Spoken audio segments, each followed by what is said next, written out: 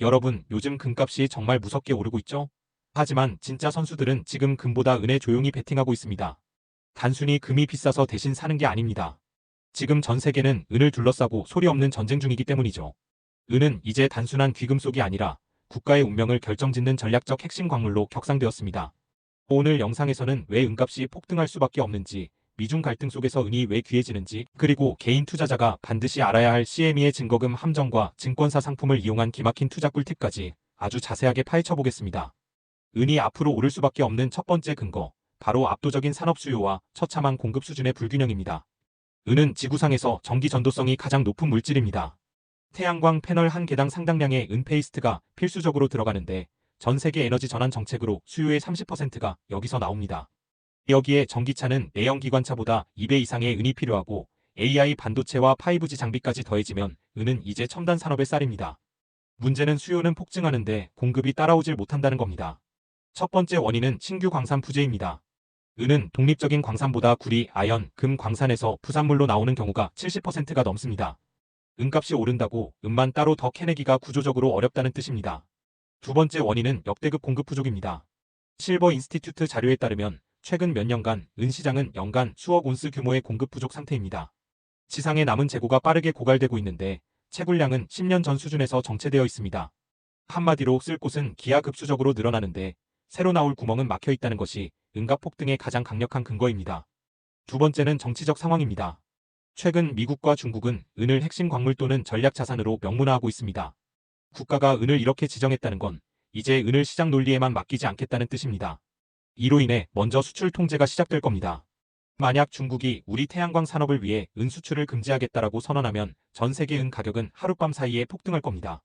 또한 개인의 은 구매가 제한될 것입니다. 전략 자산으로 묶이면 일반 개인이 실물 은을 대량으로 매집하는 것이 법적으로 까다로워질 수 있습니다. 법인이나 국가 허가를 받은 업체들만 우선적으로 구매 권한을 갖게 될 가능성이 큽니다. 특히 중국은 전 세계 태양광 패널의 80%를 생산하는 제조 강국입니다. 이 패권을 유지하기 위해 상하이 황금거래소를 통해 전 세계의 실물 은을 엄청난 속도로 빨아들이고 있습니다. 서방의 재고는 비어가는데 중국만 은을 쌓아두는 것, 이것이 바로 은의 무기와 서막입니다. 하지만 은이 오를 것이라고 해서 무조건적으로 매수해서는 안 됩니다. 은 투자를 할 때는 등락폭이 굉장히 크다는 점을 항시 주의해야 합니다. 은값은 직선으로 오르지 않고 롤러코스터처럼 요동칩니다. 그 배후에는 세계 최대 선물 거래소인 CME가 있습니다. 여러분이 조심해야 하는 세 가지 경우의 수가 있습니다. 첫 번째는 증거금 인상입니다. CME는 은 시장이 너무 과열된다 싶으면 위험하니 돈을 더 내놓아라라며 증거금을 확 올려버립니다. 두 번째는 마진콜입니다. 증거금이 오르면 투자자는 부족한 돈을 당장 채워 넣어야 합니다. 세 번째는 여러분도 많이 들어보셨을 청산입니다. 돈을 못 채우면 거래소는 여러분의 은을 강제로 시장에 던져버립니다. 과거에도 은값이 치솟을 때 CME가 증거금을 인상해 대규모 청산을 유도하고 가격을 폭락시킨 사례가 많습니다. 개인 투자자가 이 메커니즘을 모르면 고점에서 마진콜을 당하며 무너질 수 있으니 이 변동성을 견딜 자금 관리가 필수입니다. 다음으로 주의 깊게 보아야 할 부분은 투자 방식입니다.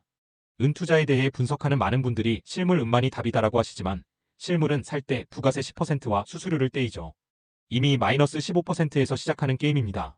오히려 제가 주목하는 건 종이은, 즉 ETN 상품들입니다. 현재 증권사별로 정말 많은 은 관련 ETN이 상장되어 있습니다. 그런데 여기서 수익의 틈이 발생합니다. ETN은 은값을 추종하지만 결국 시장에서 사람들이 거래하는 상품입니다. 그래서 실제 은값과 상품 가격 사이에 괴리가 생기기도 합니다. 예를 들어 실제 은값은 5% 올랐는데 어떤 증권사 ETN은 사람이 몰려 7%가 오르기도 하고 반대로 어떤 상품은 거래가 적어 3%만 오르기도 합니다. 이 괴리율을 잘 체크하면 실제 가치보다 더 싸게 거래되는 증권사의 상품을 골라 살 수 있고 반대로 가치보다 비싸게 거래될 때 팔아서 추가 이익을 챙길 수 있습니다. 실물은 보존과 매매가 번거롭지만 이런 금융상품의 괴리를 활용하면 앉아서 알파 수익을 낼 수 있는 것이죠. 마지막으로 제가 실제로 투자하는 방식을 공유해 드릴게요. 저는 실물 은실버바와 한국형 ETN 두 가지를 모두 운용하고 있습니다. 이 둘은 서로의 단점을 완벽하게 보완해주기 때문입니다.